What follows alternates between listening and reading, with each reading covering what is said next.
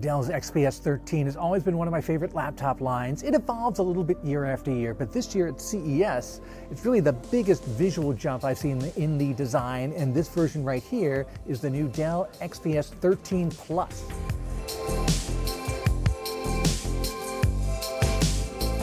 Now, why do they call it the Plus? Well, you can see it's got a lot of physical changes to it. It actually also supports higher wattage CPUs, and it's got some new stuff going on with the webcam, new stuff going on with the touchpad. All this adds up to a more premium product, and that's, I guess, why they call it the Plus.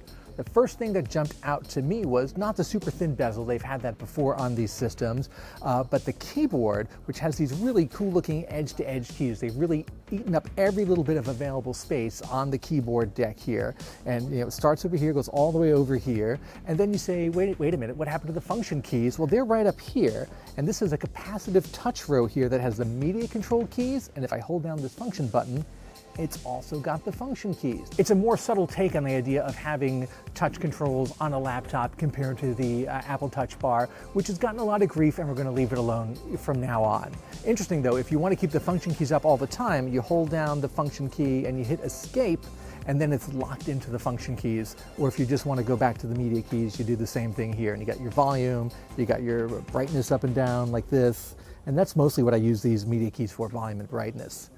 Then if I look down at the bottom, the touchpad is gone. It's this one gigantic strip right here. This is all Gorilla Glass down here. Now the whole thing is not a touchpad, but the touchpad part is very wide. It covers the entire space bar, and it goes past the Alt key, just to the edge of the Alt key on this side, and to the edge of the Alt key on this side, and that's about where the touchpad is. I think you are going to have to develop a little bit of muscle memory over time to figure out exactly where it begins and ends, and I can kind of see the cursor move around.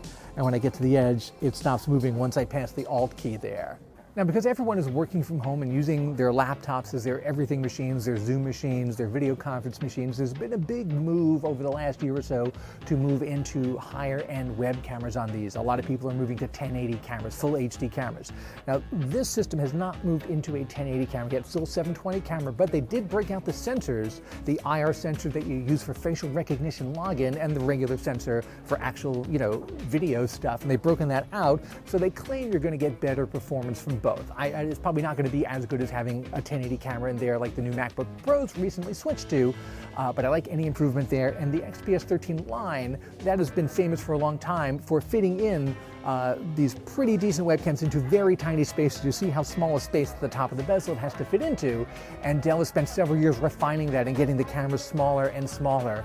If you go back to some of the earlier generations, they actually had a webcam that was below the screen that gave you that weird up the nose shot, and they said, no, we got to figure out how to put it above the screen, and that's where we are right now. You may not notice this looking at it, but the screen actually does not have that final glass top layer that a lot of displays have. That actually lets it be a little thinner, lets more light come through. Dell says it's not going to impact the durability or the ruggedness of the display, but that's just an interesting note. Now, there's something else missing from this system that I didn't notice at first, and then I looked at it and I said, wait a minute, am I missing something here? And I went all around. So I picked it up and I looked on this side, and I looked on this side, and you know what? There's no headphone jack on this.